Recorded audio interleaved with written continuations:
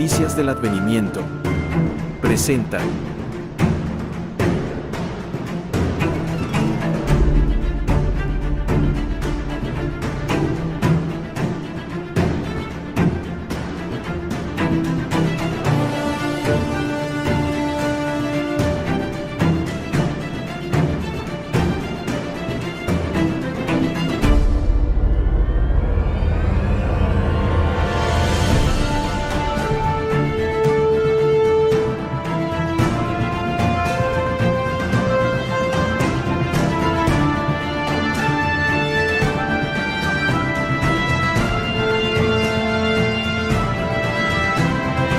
El tiempo del fin.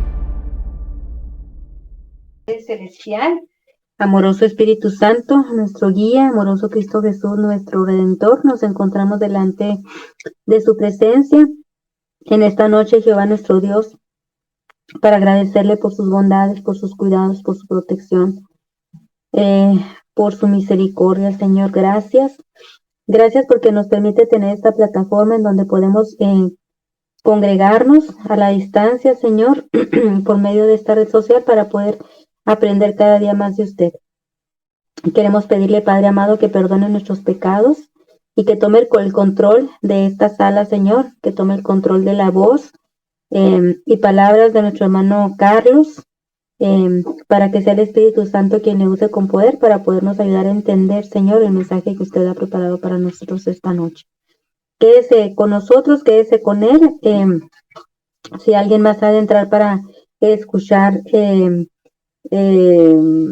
tiempo real, Señor, este estudio, le rogamos y le suplicamos, Señor, que quite cualquier distractor, cualquier impedimento, y si no, Padre, que puedan tener el deseo, Señor, de conocer el temario de esta noche y puedan escucharlo mañana en el transcurso del día. Gracias, Padre amoroso, por escucharnos, gracias por perdonar nuestros pecados, gracias por suplir nuestras necesidades.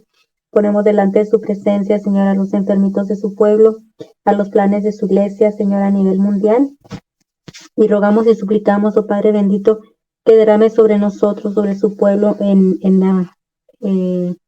el vasto mundo, Señor, el don inapreciable, invaluable, que es el don del Espíritu Santo, Señor, porque lo necesitamos con urgencia para poder continuar haciendo su obra y para terminarla con éxito. Cosas que le pedimos, Señor, sabiendo que no merecemos ninguna de ellas, pero rogando todo en el precioso nombre de Cristo Jesús, nuestro Redentor, a quien sea honra y gloria por siempre. Amén, amén. Adelante, hermanito Carlos, es su tiempo. Un saludo, mis apreciadas hermanas. Dios les bendiga. En verdad, pues estoy emocionado y le doy gracias a nuestro Dios porque nuevamente tengo la oportunidad de reunirme con ustedes. Dios en su gran misericordia, bueno, nos permite nuevamente conectarnos y poder volver a compartir de su palabra, que es lo que hacemos. Y bueno, mucho gozo para mí porque este grupo de estudio, en verdad, pues el Señor le dirige y estamos en sintonía, estamos estudiando la palabra de nuestro Dios. Así que, mis hermanas, para mí, pues, es eso, es un gozo volver otra vez, tener la oportunidad de compartir con ustedes. Bueno, la última vez que nosotros tuvimos estudios, llevábamos una temática, ¿no? Y me imagino que algunos pues quieren volver a retomarlo. Sin embargo, creo que fue en estas mañanas, hace unos 2 días atrás, el día lunes, mis planes eran retomarlo, ¿no? Sin embargo, les cuento esto a manera de anécdota y de introducción. Creo que eso fue ese mismo día lunes, cuando llegué acá a la casa, después de llegar del trabajo, sí, pues revisando mensajes, había una notificación de un tema, ¿sí? No voy a mencionar el nombre del tema porque automáticamente van a saber de quién es. Es un orador adventista que es conocido en las redes. eh, bueno, su presentación, una presentación que tenía que ver precisamente con el aspecto profético que en estos momentos se está cumpliendo precisamente en los Estados Unidos. Y hacia grandes rasgos estuvo interesante. Sin embargo, quedé con una sensación luego de escucharlo, porque allí se expresaba algunas definiciones, algunos conceptos acerca de la profecía que, déjenme decirles algo, en verdad me hizo pensar y en un momento me desanimó, ¿sí? Me desanimó porque el aspecto que tocaba, y no quiero entrar en muchos detalles, porque quiero es resaltar el tema de esta noche, como le hemos titulado, y ustedes pueden ver ahí el propósito moral de la profecía. El presentador, si bien tocaba el aspecto profético de el cumplimiento de Apocalipsis 13, sin embargo, para él, el entendimiento o el cumplimiento de la profecía era algo que tenía poco significado. Tenía poco significado. Él trataba de enfatizar otras cosas. Y bueno, yo en esta noche yo quiero con el tema, con lo que quiero compartir con ustedes es precisamente que podamos ver, ¿no?, que Dios en su infinita misericordia, Él no ve las cosas como nosotros las vemos. Para Dios no hay dicotomías, ¿sí? No hay, el Señor da su palabra y en su palabra está todo. Y como un momento lo vamos a ver, sí, su palabra es una semilla, ¿sí?, que en ella va concentrada toda la fuerza de la vida. Y al aceptar su palabra, lo aceptamos a Él, aceptamos a Cristo, nuestro Salvador. Bueno, quiero empezar con un texto. Este texto está precisamente en Ezequiel, que describe precisamente el momento en el que nosotros estamos viviendo, mis apreciadas hermanas. En Ezequiel, en el capítulo 12, Ezequiel capítulo 12, los versículos 21 al 25. Escuchen lo que dice allí la palabra de nuestro Dios, el profeta Ezequiel, Dios por medio del profeta Ezequiel. Dice el versículo 21 del capítulo 12, vino a mí palabra de Jehová diciendo, hijo de hombre, ¿qué refrán es este que tenéis vosotros en la tierra de Israel? Que dice, se van prolongando los días y desaparecerá toda visión. Diles, versículo 23, por tanto, así ha dicho Jehová el Señor, haré cesar este refrán y no repetirán más este refrán en Israel.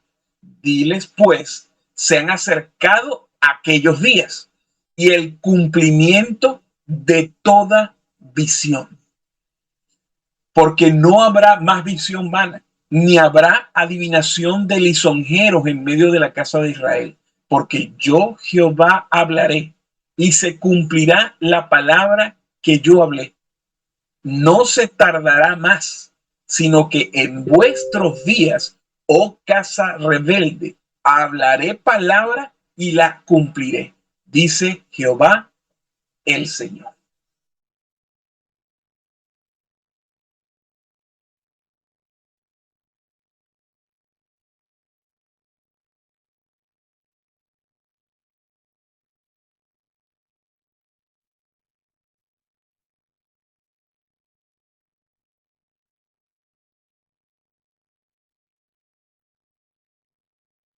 No se escucha.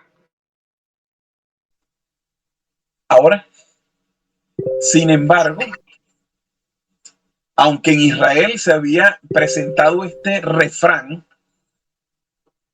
sin embargo, Dios dice, haré cesar precisamente este dicho, y no se va a repetir más en todo Israel. ¿Por qué? Porque se han acercado los días. Y el cumplimiento, ha llegado el tiempo del cumplimiento de toda visión. Mis apreciadas hermanas y hermanos, nosotros estamos en los días en los cuales estas palabras se están cumpliendo. Ya el Señor, por medio de su palabra, nos muestra que ha llegado el cumplimiento de toda visión.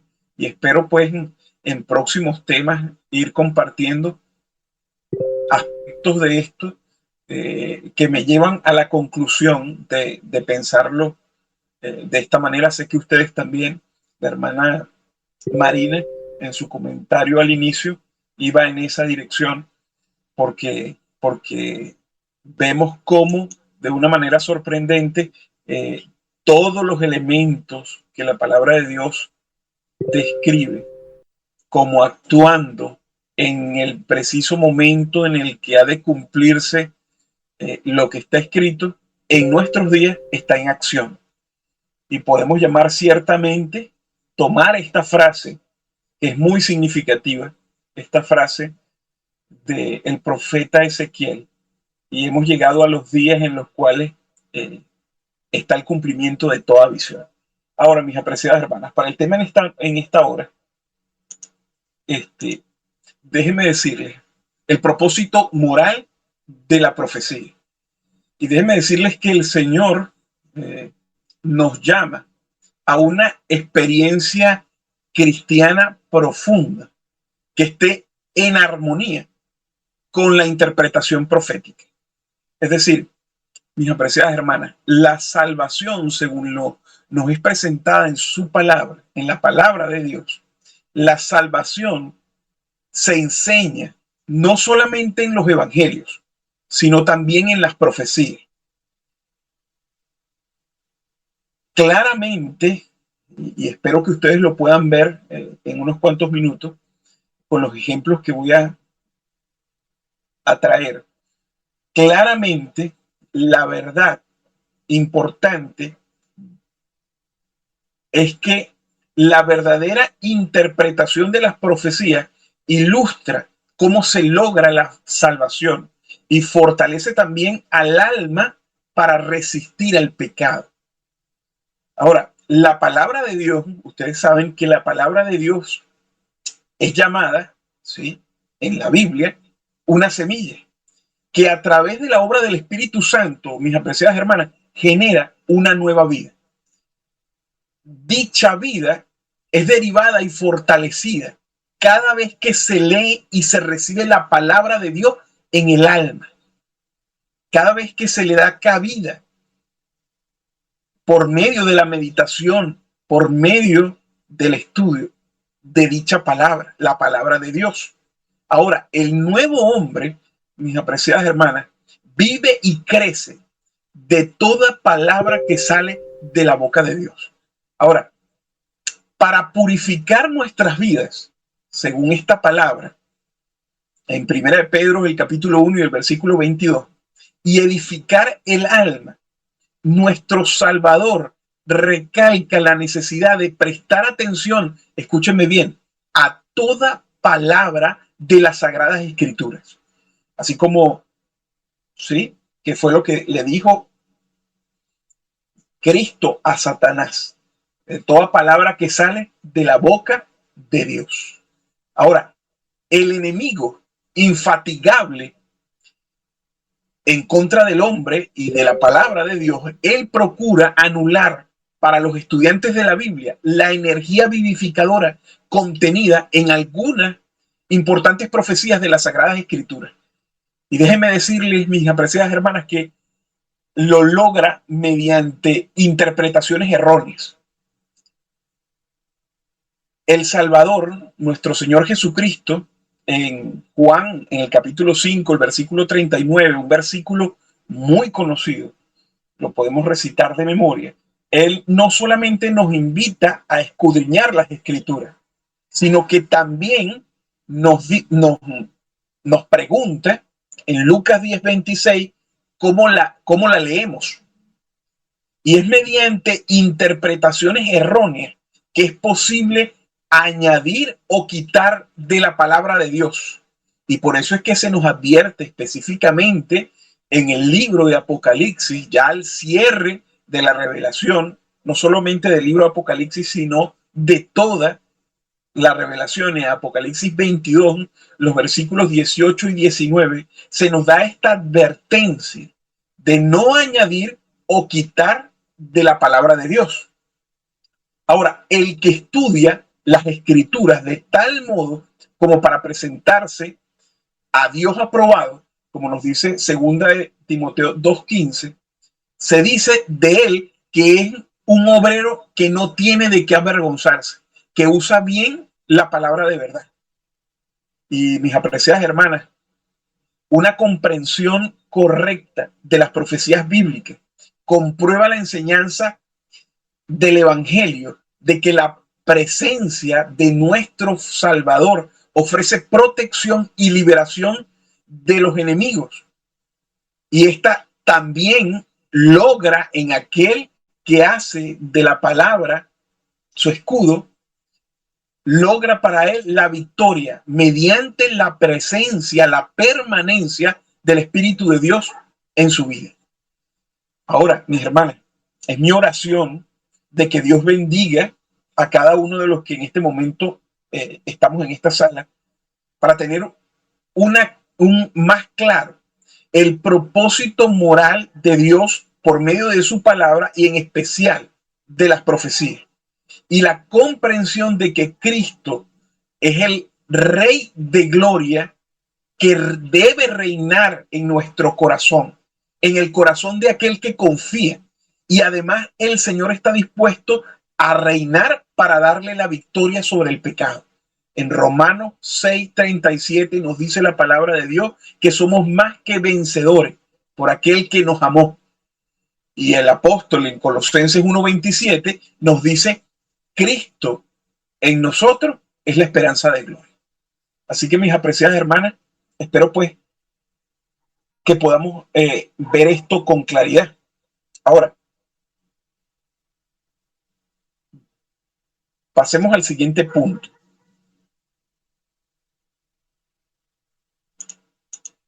Déjenme ubicarme. Sí. Ok.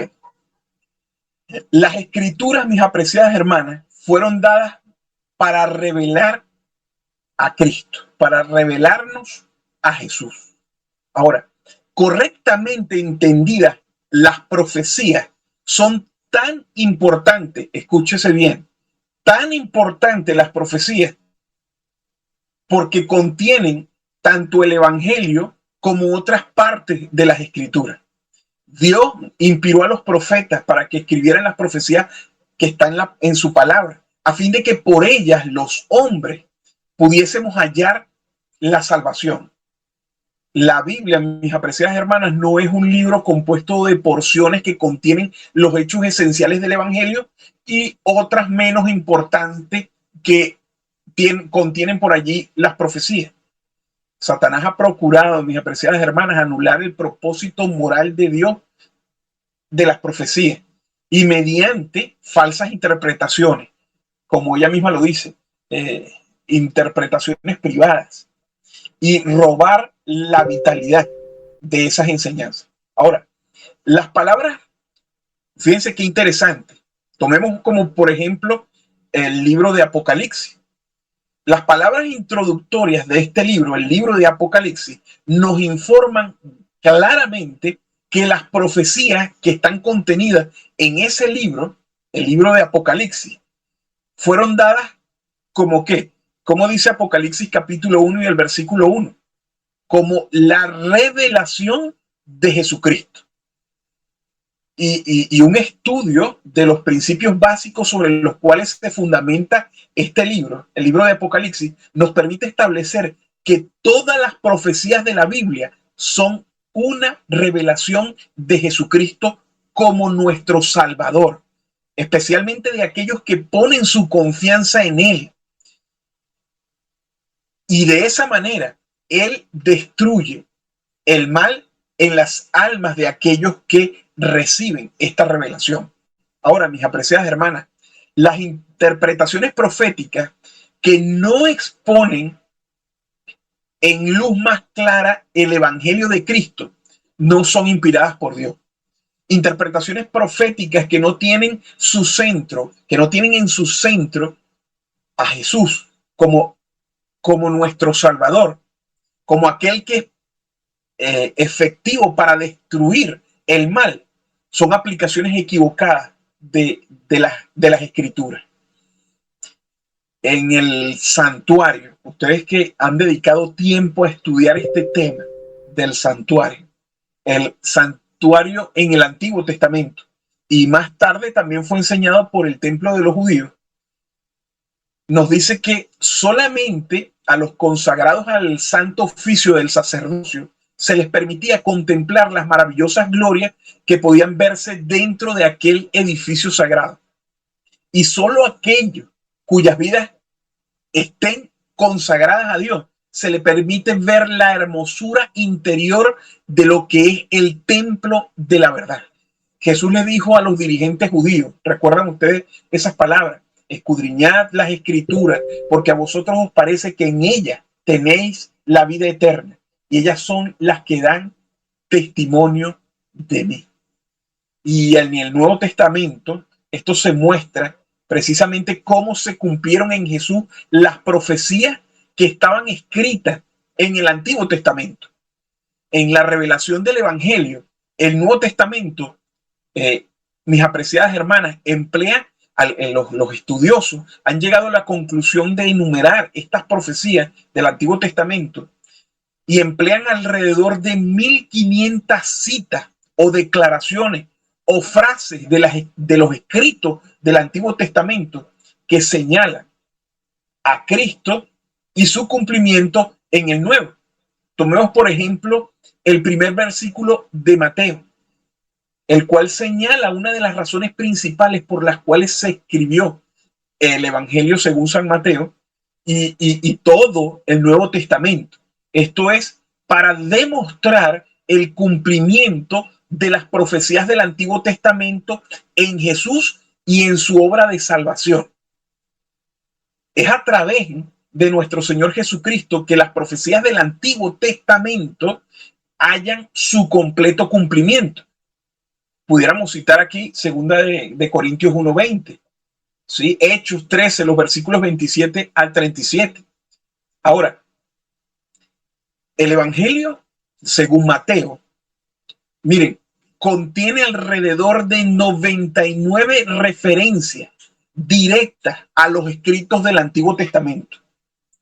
9 veces, en 9 oportunidades, el Evangelio, por tomar un ejemplo, este primer escrito, el primer Evangelio que inicia el Nuevo Testamento, 9 veces, en 9 oportunidades, utiliza la expresión para que se cumpliese.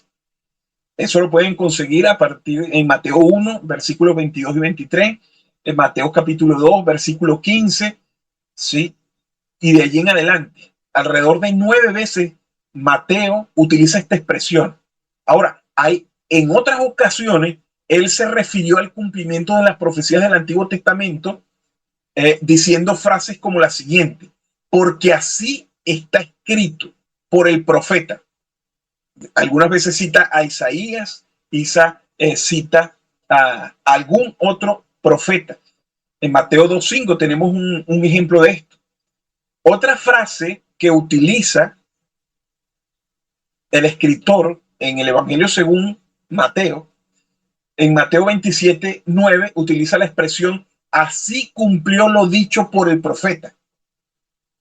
En Mateo, en el capítulo 25 y el versículo 56, dice, mas todo esto sucede para que se cumplan las escrituras de los profetas. En Mateo 26:31 utiliza la expresión porque escrito está. Y de esa manera, el escritor del Evangelio, Mateo, ¿sí?, ilustra la preocupación de los escritores del Nuevo Testamento por mostrar que el nacimiento, la vida, el ministerio, la muerte, la resurrección y el desarrollo de su iglesia, incluso la obra de ella, cumplieron específicamente las profecías del Antiguo Testamento. Ahora, las primeras palabras que nosotros leemos en este Evangelio dirigen nuestra mente a las profecías que le fueron dadas a David y a Abraham. Fíjense algo tan interesante. Mientras que Salomón, que fue el hijo que se sentó sobre el trono de David, inmediatamente después de la predicción, el cumplimiento más abarcante y completo había de lograrse por alguien que sería, según dice Mateo 12:42, más que Salomón. La paz y la sabiduría manifestadas en la primera parte del reinado de este rey, de Salomón, hijo de David, cuando la gente venía a él desde lejos para aprender de él, miren, mis apreciadas hermanas, hayan su aplicación más amplia en nuestro Señor Jesucristo. David habla de tener un hijo que se sentaría sobre su trono. En 2 de Samuel, en el capítulo 7, los versículos 12, 13 y los versículos 16, expresa precisamente esta profecía. Y Lucas, el Evangelio según San Lucas, en el capítulo 1 y los versículos 32 y 33, nos muestra el cumplimiento precisamente acerca de esto, que se cumplieron en la venida, en la primera venida de nuestro Señor Jesucristo. Ahora, a Abraham se le prometió un hijo que sería un canal de bendición, ¿sí? Isaac fue ese cumplimiento inmediato de la promesa en sus días. Pero Isaac, mis apreciadas hermanas, prefiguraba el cumplimiento más amplio que debía manifestarse en Jesús, quien a través de su iglesia iba a bendecir a todo el mundo. Eso lo podemos encontrar en Gálatas, en el capítulo 3, los versículos 15, el versículo 29, en Gálatas, en el siguiente capítulo, el capítulo 4 y el versículo 28. Ahora, las profecías del Antiguo Testamento, mis apreciadas hermanas, que anuncian la venida de los hijos de Abraham y de David, convergen precisamente en este primer versículo de Mateo, que como dice, libro de la genealogía de Jesucristo, hijo de David, hijo de Abraham.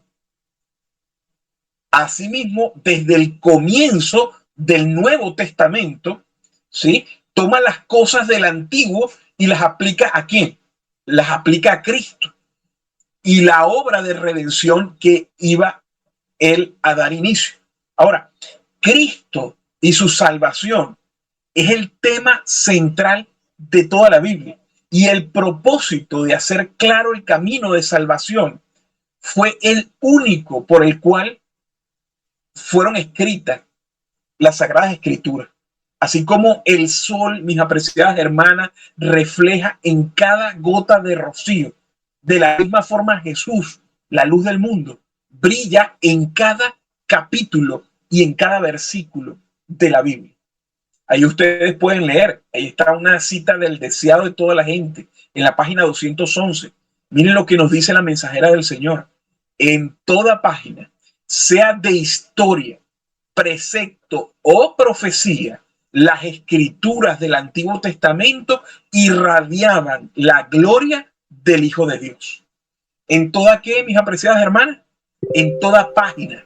Ya sea que se hable de historia, ya sea que sean preceptos lo que se muestre, o incluso profecía, las escrituras del Antiguo Testamento irradiaban esta gloria del Hijo de Dios. Y sigue diciendo, por cuanto era de institución divina, todo el sistema del judaísmo era una profecía compacta del Evangelio. Acerca de Cristo dan testimonio todos los profetas. Mis apreciadas hermanas, más claros no puede ser. En el mismo inicio, en Génesis, en el capítulo 3, en el inicio del pecado en este mundo, encontramos que la primera alusión al Evangelio fue precisamente una palabra profética en Génesis capítulo 3, el versículo 15, y pudiéramos citar muchos ejemplos. Por eso es que Apocalipsis ya al final, Génesis al principio y Apocalipsis al final, cuando presenta este triple mensaje angélico en el capítulo 14 del libro de Apocalipsis, estos tres ángeles traen el evangelio eterno. Es decir, el evangelio eterno expresada como al principio, por medio de las palabras proféticas. Ahora, vamos a considerar por qué los judíos, mis apreciadas hermanas, fracasaron en estudiar las escrituras a la luz del propósito moral de Dios. ¿Por qué los judíos terminaron rechazando a Cristo? Y ustedes se van a dar cuenta en un momento, mis apreciadas hermanas, que la respuesta es una solemne amonestación para nosotros solos. Déjenme decirle, los religiosos judíos fueron maestros en el conocimiento, ¿cómo pudiéramos decir? En el conocimiento exterior de las escrituras. Sin embargo, a pesar de toda su lectura del Antiguo Testamento, ellos dieron testimonios de que no entendieron las profecías. Las profecías no solamente se cumplieron de una forma abundantemente delante de sus ojos, si pudiéramos llamarlo de esa manera, sino que ellos mismos ayudaron a cumplirla. Y no obstante, fueron tan ciegos espiritualmente que no reconocieron su cumplimiento. El apóstol Pedro declaró en Hechos, en el capítulo 3, el versículo 24, y todos los profetas desde Samuel en adelante, cuantos han hablado, también han anunciado estos días. El apóstol Pablo proclamó en Hechos, en el capítulo 13, los versículos 27 al 33, porque los habitantes de Jerusalén, las palabras de los profetas cumplieron al condenarle. Aquella promesa hecha a nuestros padres, la cual Dios ha cumplido a los hijos de ellos, a nosotros, resucitando a Jesús. Ahora, mis apreciadas hermanas, si las profecías del Antiguo Testamento, que los judíos, los dirigentes judíos, conocían tan bien, por cuanto dice la palabra de Dios en el libro de Hechos, que se leían todos los días de reposo, todos los sábados. Si esta palabra se cumplió con tanta exactitud, ¿cómo fue posible que fueran tan ciegos a su cumplimiento? Especialmente cuando ayudaron en forma tan indigna de cumplirla. En Hechos, en el capítulo 13, allí mismo donde acabo de leerles, en el versículo 27, precisamente se nos da la razón. Escuchen cómo dice: porque los habitantes de Jerusalén y sus gobernantes, no conociendo a Jesús ni las palabras de los profetas. ¿Qué cosa, mis hermanas? No conociendo a Jesús ni las palabras de los profetas que se leen todos los días de reposo, las cumplieron al condenarle. Ahora, la pregunta que surge: ¿por qué no conocieron a Jesús? Y ello, mis apreciadas hermanas, se debió a que no vivían en armonía con Dios, que había enviado a Jesús. No conocieron a Jesús. Leyeron inequívocamente profecías, las profecías del Antiguo Testamento respecto a la venida del Mesías y el establecimiento de su reino. Si ellos hubiesen aceptado a Jesús como su Señor, Él les habría libertado no del yugo romano, no de la opresión de los reinos de este mundo, sino Él los hubiera libertado del pecado y les hubiese dado poder para vivir una vida de victoria. Habrían tenido el discernimiento espiritual como para ver el propósito moral de la profecía. En el deseado de toda la gente, nuevamente lo cito, en la página 183, la mensajera del Señor nos dice lo siguiente: los dirigentes judíos habían estudiado las enseñanzas de los profetas acerca del reinado del Mesías. ¿Qué cosa, mis hermanas? Los dirigentes judíos habían estudiado las enseñanzas de los profetas acerca del reinado del Mesías. Y entonces, ¿qué sucedió? Escuchen lo que dice: pero lo habían hecho no con un sincero deseo de conocer la verdad, sino con el propósito de hallar con qué sostener sus ambiciosas esperanzas. Mis apreciadas hermanas, si hubiese habido armonía de corazón con el propósito de Dios, estos dirigentes judíos habrían tenido una clara comprensión del propósito divino. Ahora, al examinar las interpretaciones correctas de las profecías relativas a sucesos presentes y futuros, mis hermanas, se hallará que armonizan con la experiencia cristiana actual. Estas deben armonizar con nuestra experiencia cristiana actual. Cuanto más conocemos del carácter de Dios, cuanto más nosotros nos parezcamos a Él, más capacitados estaremos experimentalmente hablando para comprender las Escrituras. Muy bien dijo el sabio: el temor de Jehová es el principio de la sabiduría. Y en Efesios, en el capítulo 1, los versículos 17 y 18, nos dice que el Dios de nuestro Señor Jesucristo, el Padre de gloria, os dé espíritu de sabiduría y de revelación en el conocimiento de Él, alumbrando los ojos de vuestro entendimiento. En segunda de Pedro, en el capítulo 3, el versículo 18, nos dice: creced en la gracia y en el conocimiento de nuestro Señor y Salvador Jesucristo.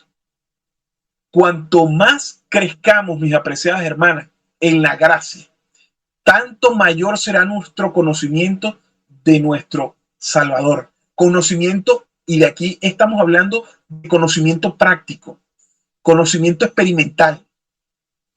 En el discurso maestro de Jesucristo, en la página 74, la mensajera del Señor tiene esta declaración: el alma que se vuelva a Dios en ferviente oración diaria para pedir ayuda, apoyo y poder, tendrá aspiraciones nobles y conceptos claros de la verdad y del deber. Qué tremendo, mis apreciadas hermanas. Mientras más comprendamos de Cristo, más comprenderemos de su palabra. No solo de pan, dice Mateo capítulo 4, versículo 4, no solo de pan vivirá el hombre, sino de toda palabra que sale de la boca de Dios. Nuestro Señor, estando precisamente en el desierto de la tentación ante el enemigo, citó estas palabras. Estas palabras fueron escritas originalmente en Deuteronomio, en el capítulo 8, el versículo 3, allí donde está esa declaración. Y allí aparece como la razón moral por la cual Dios le dio el maná a los hijos de Israel. Ese es el contexto. Él deseaba que las aplicasen personalmente en su relación con el Salvador. Y déjenme decirles, mis apreciadas hermanas, que si los judíos de los días de nuestro Señor hubiesen experimentado en sus corazones la renovación diaria de la cual el Señor estaba dispuesto para que tuviesen del maná del cielo, si hubiesen vivido cada día mediante toda palabra de Dios, ellos habrían aceptado gustosamente la aplicación espiritual del maná que el Señor hizo de sí mismo allí en todo el capítulo 6 del Evangelio según San Juan. Al oírla, dice la mensajera del Señor en el deseado de toda la gente, al oírla, muchos de sus discípulos dijeron: dura es esta palabra. Eso fue lo que ellos llegaron a ver en las palabras de Cristo. ¿Quién la puede oír? Desde entonces, muchos de los discípulos volvieron atrás y ya no andaban con él. Como sus vidas no estaban en armonía con las Escrituras, no las entendían. Qué interesante. Ahora, mis apreciadas, los judíos estudiaron las profecías, pero las estudiaron sin discernimiento espiritual. En el deseado de toda la gente, en la página 21, nos dice que los judíos perdieron la vida espiritual de su ceremonia y se aferraron a lo que fueron las formas muertas de ella. Ahora, como ejemplo de esa pérdida de la percepción espiritual que sufrieron los líderes judíos del tiempo de Cristo. Ustedes podemos leer, esto está en El deseo de toda la gente, en la página 563 a la 564. Escuchen cómo dice: Dios le había dicho a Moisés acerca de sus leyes: has de atarlas por señal en tu mano y estarán por frontales entre tus ojos. Deuteronomio 6:8. Estas palabras tienen un significado profundo. A medida que se medite en la palabra de Dios y se le practique, el ser entero quedará ennoblecido. Tremenda esta declaración, mis apreciadas hermanas. Por eso es que el tiempo que nosotros dedicamos a compartir con la palabra, al estudio de la palabra de Dios, a la reflexión de la palabra de Dios, lo repito, a medida que se medite en la palabra de Dios y se la practique, el ser entero quedará ennoblecido. Al obrar con justicia y misericordia, las manos revelarán como señal los principios de la ley de Dios. Y sigue diciendo: los ojos dirigidos hacia un propósito noble serán claros y veraces. Pero los judíos del tiempo de Cristo no discernieron nada de eso. La orden dada a Moisés había sido torcida en el sentido de que los preceptos de la escritura debían llevarse sobre la persona. Por consiguiente, se escribían en tiras de pergamino o filacteria que se ataban en forma conspicua en derredor de la cabeza y de las muñecas. Imagínense llegar a esta condición, mis apreciadas hermanas, que fue la condición precisamente de los líderes religiosos. Su orgullo, su disposición a ostentar una apariencia de justicia a los ojos de los que los veían, de sus semejantes, los hacía interpretar las escrituras en una forma que no correspondía.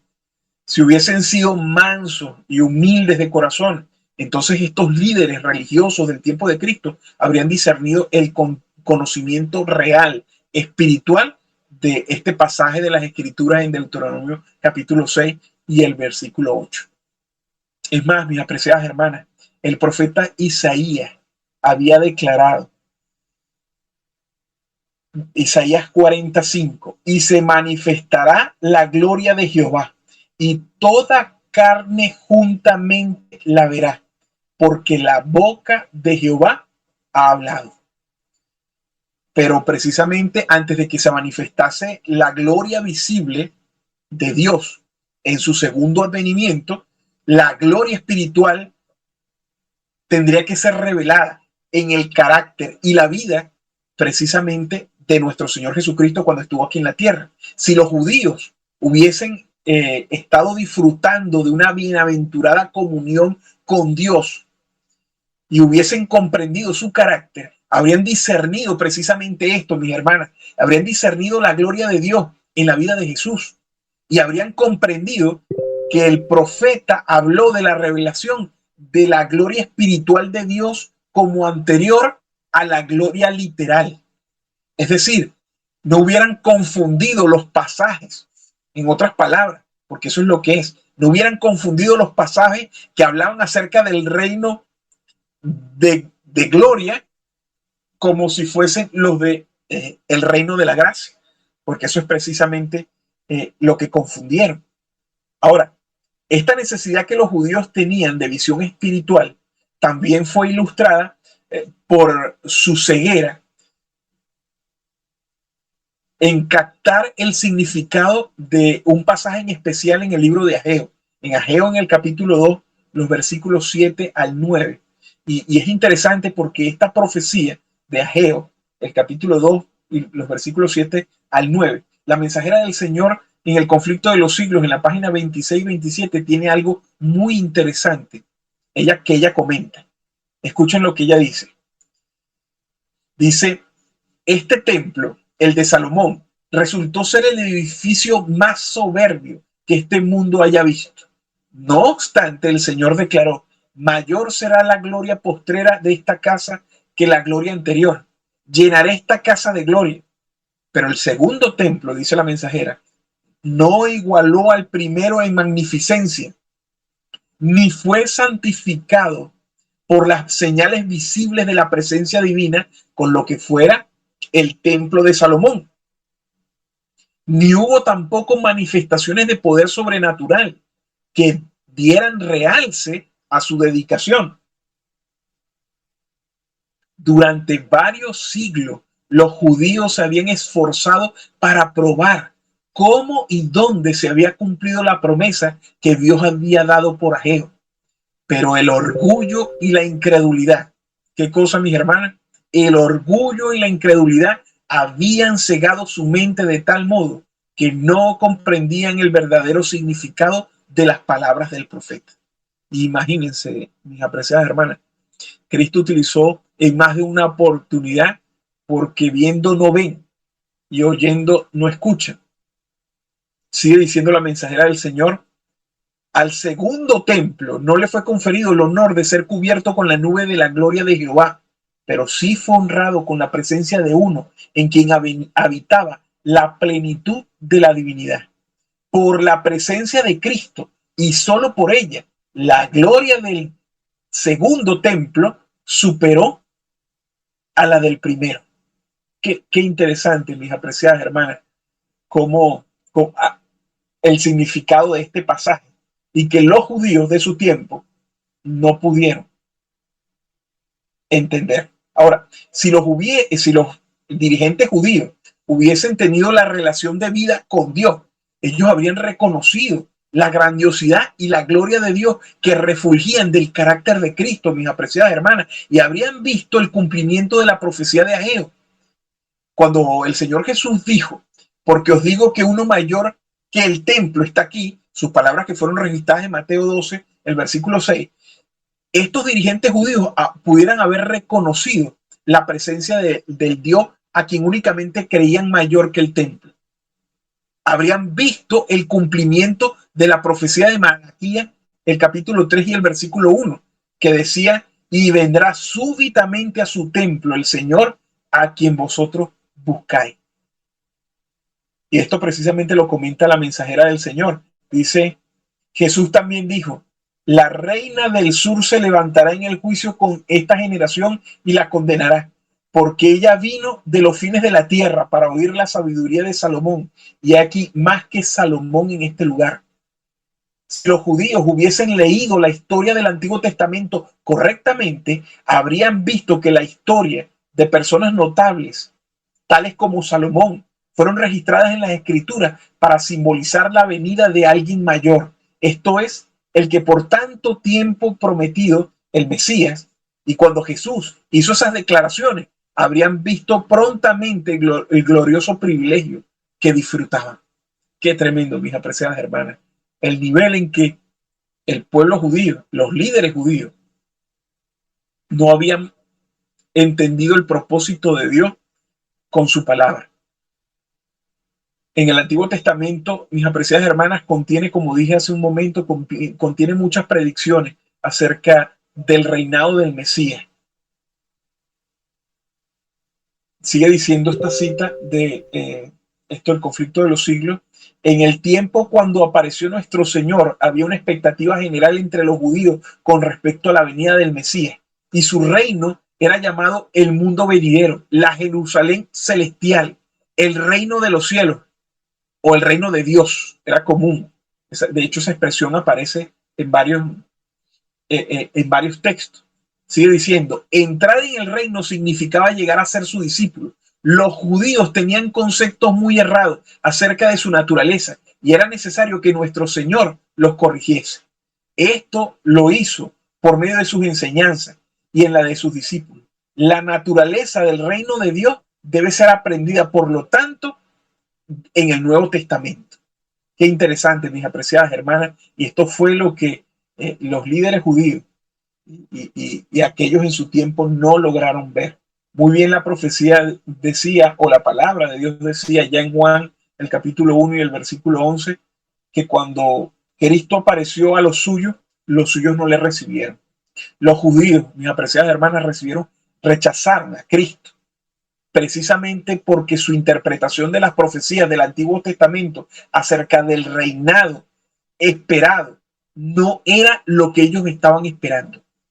Ellos no podían ver en nada en Cristo, al verlo, que les despertase una indicación, porque habían interpretado mal las profecías. ¿Sí? Sus corazones no estaban preparados para la clase de reino de la cual el Señor Jesucristo estaba predicando, el reino de la gracia, antes que el reino de gloria. La mensajera del Señor dice en el deseado de toda la gente, en la página 467, algunos de los fariseos habían venido a Jesús y le habían preguntado cuándo había de venir el reino de Dios. Escuchen la expresión. Habían pasado más de 3 años desde que Juan el Bautista diera el mensaje que a manera de toque de trompeta había repercutido por el país. Arrepentidos, que el reino de los cielos se ha acercado. Y sin embargo, los fariseos no veían señal alguna del establecimiento del reino. Qué tremendo, mis hermanos. Sigue diciendo, muchos de aquellos que habían rechazado a Juan y que a cada paso se habían opuesto a Jesús, estaban insinuando que su misión había fracasado. Jesús contestó, el reino de Dios no vendrá con una advertencia. Y entonces dice, con manifestación exterior, la versión moderna, ni dirán, helo aquí o helo allí, porque aquí el reino de Dios entre vosotros está. El reino de Dios principia en el corazón. No busquéis aquí o allá manifestaciones de poder terrenal que señalen su comienzo, por cuanto no va acompañada de pompa mundanal. Estáis en peligro de no discernir la gloria de mi misión. Deseado de toda la gente, página 467.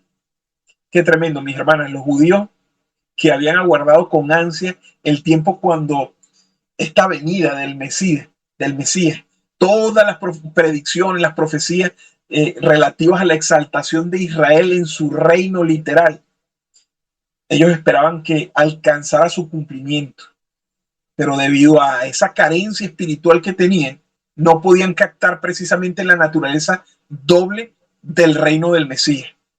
Y entonces no podían, no deseaban ver esta doble naturaleza profetizada precisamente por los profetas.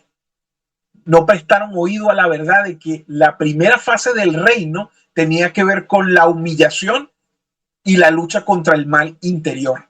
Ellos no pudieron discernir esto, no lo pudieron ver. Cristo tenía que sufrir antes de entrar en la gloria. En varias oportunidades lo dijo, en Lucas, en el capítulo 24, los versículos 25 y 26, luego el versículo 45. El apóstol Pedro en su primera epístola, en el capítulo 1 y el versículo 11. En forma similar, el Israel asociado con él también sufrirá primeramente antes de reinar en gloria con él. Es algo que también está atado a ese entendimiento. Ahora, el orgulloso corazón humano, mis apreciadas hermanas, quería compartir la gloria, pero obviamente lo que no quería compartir era la humillación y el sufrimiento esenciales para lo que es la entrada del reino. La primera fase de ese reino, del reinado del Mesías, es el reino de la gracia. Y esto fue lo que ellos no lograron entender, no lograron discernir de las palabras de los profetas. Y eso fue lo que les impidió tener la preparación necesaria de sus corazones para poder participar de la gloria venidera, del reino de gloria. Ahora, mis apreciadas hermanas, la vida, la frase la vida es un sinónimo, se utiliza de forma como un sinónimo con la expresión reino de Dios. Ustedes lo pueden ver en Marcos, en el capítulo 9, los versículos 45 y los versículos 47, en Mateo 13 y el versículo 9. Allí el reino de la gracia que Jesús imparte es vida espiritual. La vida espiritual que Cristo está dispuesto a impartir está expresada allí. En el reino de la gloria es donde se concede la vida eterna. Cristo por su espíritu reina ahora en cada corazón de la tierra que se somete a él. ¿Sí? Ese reino es el que se ha acercado, del cual Juan había estado predicando. Ese fue precisamente el tema de los sermones del apóstol Pablo. Ustedes lo pueden ver en Hechos, en el capítulo 20, en el capítulo 28. Las profecías referentes al reino del Mesías se estaban cumpliendo de una manera, al principio, de una manera espiritual, pero era necesario tener ese conocimiento experimental del Espíritu de Cristo en sus corazones para que ellos pudiesen haber aceptado, apreciado plenamente el cumplimiento de lo que estaban viviendo en sus días. Ahora, el fracaso en leer las profecías, mis apreciados hermanos, a la luz de la obra de salvación de Cristo, hizo que los judíos interpretasen las profecías que conocían tan bien de manera tan errada, de manera tan inequívoca. Confundieron las profecías que se referían al reino de gloria como aquellas que habían de cumplirse precisamente en los días de Cristo, y desecharon aquellas que hablaban acerca del reino de la gracia en los corazones de los hombres y de la humillación que el mismo Mesías habría de sufrir. Y mis apreciadas hermanas, a menos de que nuestra interpretación de las profecías, escúchese bien, y esto tiene que ver ahora con nosotros, y aquí está la solemne amonestación de la historia de por qué los judíos rechazan al Señor Jesucristo.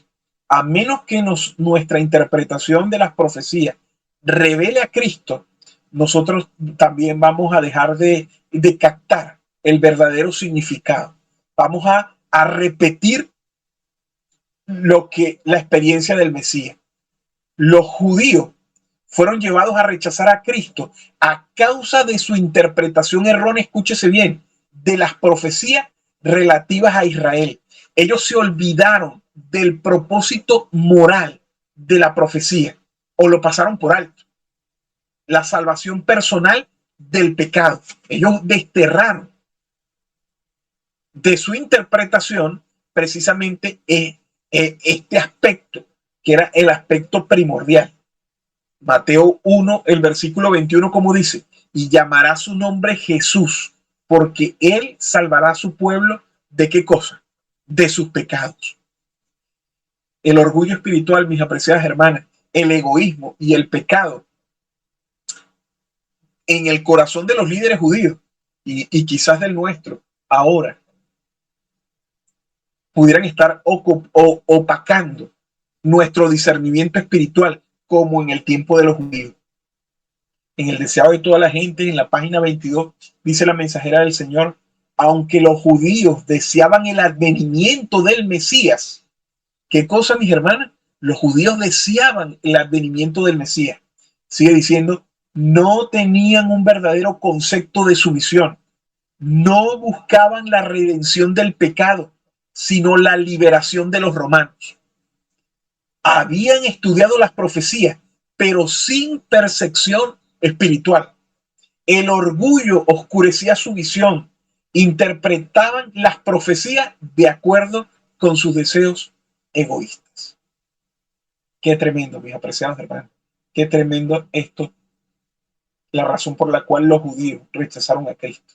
Ahora, déjenme decirles que los judíos fueron literalmente rígidos con sus interpretaciones, ¿sí? Con la interpretación de las escrituras. Cuando Jesús le dijo a Nicodemo, ustedes recuerdan esa entrevista, ¿no? Ese momento, ¿o es necesario nacer de nuevo?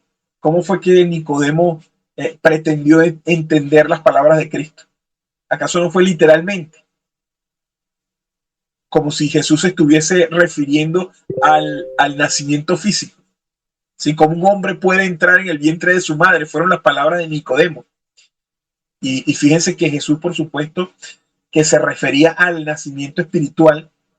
Dice, cuando Jesús, recuerdan ustedes las palabras también en otro episodio, cuando Jesús dijo, destruid este templo y en 3 días lo levantaré.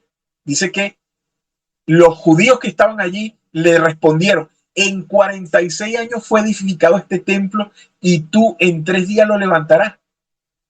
Mas él, dice allí el apóstol Juan, hablaba de qué? del templo de su cuerpo. Ahí estamos viendo esa interpretación rígida, literalista que tenían. Habían perdido el significado espiritual de las escrituras. Ahora, basado en la profecía de Malaquías 3 y el capítulo 4, los judíos estaban esperando el retorno literal en sus días, el retorno literal del profeta Elías antes de la venida del Mesías. Eso dio origen a la pregunta: ¿cómo podía Jesús ser el Mesías siendo que Elías no había aparecido aún en persona? Eso fue una de las interpretaciones que ellos tenían. En Mateo, en el capítulo 17, el versículo 10, lo podemos ver. Y en Juan, en el capítulo 1 y el versículo 21. Jesús respondió a la objeción presentada por los fariseos, declarando que la profecía de Malaquías referente a la venida de Elías se había cumplido precisamente en el ministerio de Juan el Bautista, del cual Elías era un símbolo de ese precursor. Eso lo encontramos en Mateo, en el capítulo 17, los versículos 11 y 13. Cuando Jesús dijo: el que come mi carne y bebe mi sangre tiene vida eterna, Jesús hablaba era de una relación espiritual en términos de un símbolo del Antiguo Testamento. Sin embargo, los oyentes de sus días, los judíos, debido a que tenían esta interpretación rígida, literalista de la escritura, ellos entendieron mal sus palabras. La mensajera del Señor nos dice en el Deseo de toda la gente, en la página 353, precisamente lo siguiente. Dice: la misma verdad que estaba simbolizada en la ceremonia pascual estaba enseñada en las palabras de Cristo, pero no la discernían tampoco. Entonces los rabinos exclamaron airadamente: ¿cómo puede éste darnos su carne a comer? Afectaron comprender sus palabras en el mismo sentido literal que Nicodemo cuando preguntó: ¿cómo puede el hombre nacer siendo viejo? Torciendo sus palabras, esperaban crear prejuicios contra él en la gente. Cristo no suavizó su representación simbólica. Los judíos incrédulos, estoy leyendo la página 354 del Deseado de toda la gente, los judíos incrédulos se negaron a ver otra cosa sino el sentido más literal de las palabras del Salvador. A ellos, sus seguidores que rechazaban sus verdades espirituales definitorias, no les interesaba el misterioso reino espiritual del cual Cristo les hablaba. Qué tremendo, mis apreciadas hermanas. Con razón que desterraron las palabras de Cristo en su sentido espiritual porque no hallaban cabida en su comprensión literal. Ahora, los judíos fueron expositores, mis apreciadas hermanas, de la profecía, pero sin una captación espiritual, por así decirlo. No estudiaron las profecías a la luz del propósito moral de Dios. No estudiaron las profecías a fin de que por ellas, escúchese bien, fuesen fortalecidos para vencer el pecado en el corazón. Y sin embargo, ese era el propósito precisamente, el cual Dios había dado por medio de su palabra. Es precisamente lo expresado desde lo que se llama el protoevangelio en Génesis 3:15. Y pondré enemistad entre ti y la serpiente. Mis apreciadas hermanas, hoy nosotros estamos, y lo digo, estamos recurrentes a repetir precisamente la experiencia de los judíos. Hoy no vemos la relación, este aspecto moral que tiene la profecía, ¿sí? Que la ha tenido desde el principio, porque por eso es que se le llama el Evangelio Eterno. Por eso es que el Evangelio Eterno es predicado y es simbolizado por el mensaje de 3 ángeles que están ilustrados precisamente en la revelación de Jesucristo. Yo quiero finalizar leyendo de Maranata, el Señor viene, la página 11. Escuchen, cuando se produjo el primer advenimiento de Cristo, los sacerdotes y los fariseos de la ciudad santa, a quienes fueron confiados los oráculos de Dios, habían podido discernir las señales de los tiempos y proclamar la venida del Mesías prometido. La profecía de Miqueas señalaba el lugar de su nacimiento, Miqueas 5:2. Daniel especificaba el tiempo de su advenimiento, Daniel 9:25. Dios había encomendado estas profecías a los caudillos de Israel. No tenían, pues excusa por no saber que el Mesías estaba a punto de llegar y por no habérselo dicho al pueblo. Su ignorancia era resultado de culpable descuido. Todo el pueblo debía haber estado velando y esperando para hallarse entre los primeros en saludar al Redentor del mundo. En vez de todo eso, vemos en Belén a dos caminantes cansados que vienen de los collados de Nazaret y que recorren toda la longitud de la angosta calle del pueblo hasta el extremo de este de la ciudad, buscando en vano lugar de descanso y abrigo para la noche. Ninguna puerta se abre para recibirlos. En un miserable cobertizo para el ganado encuentran al fin un refugio, y allí fue donde nació el Salvador del mundo. No hay señales de que se esperase a Cristo ni preparativo para recibir al príncipe de la vida. Asombrado, el mensajero celestial está a punto de volverse al cielo con la vergonzosa noticia cuando descubre un grupo de pastores que estaban cuidando sus rebaños durante la noche y que al contemplar el cielo estrellado meditaban en la profecía de un Mesías que debía venir a la tierra y anhelaban el advenimiento del Redentor del mundo. Aquí tenemos un grupo de seres humanos preparados para recibir el mensaje celestial. ¿Qué cosa, mis hermanas? Aquí tenemos un grupo de seres humanos preparados para recibir el mensaje celestial. ¿Por qué? ¿Qué era lo que estaban haciendo? Lo repito.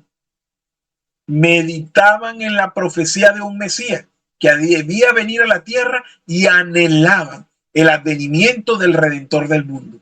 Sigue diciendo, y de pronto aparece el ángel del Señor proclamando las buenas nuevas de gran gozo. Y entonces termina la mensajera del Señor diciendo, oh, qué lección encierra esta maravillosa historia de Belén. Qué reconvención para nuestra incredulidad, nuestro orgullo y amor propio. Cómo nos amonesta a que tengamos cuidado. No sea que por nuestra criminal indiferencia nosotros también dejemos de discernir las señales de los tiempos y no conozcamos el día de nuestra visitación. Mis apreciadas hermanas y hermanos, nosotros nos encontramos en el tiempo de nuestra visitación. Y Israel, el pueblo de Dios de los días actuales, muy pocos lo reconocen. Muy pocos reconocen que vivimos en los días de nuestra visitación. Quiera el Señor, mis apreciadas hermanas, que cada uno de nosotros pueda hacer en su experiencia personal de Cristo el primer lugar, de Cristo y de su palabra lo primero, como lo dice en el Camino a Cristo, que nuestra primera obra debe ser el de encomendarnos a Él. Permita pues el Señor que esa sea una realidad en nuestra experiencia, mis apreciadas hermanas. Dios les bendiga. Vamos a arrodillarnos para orar.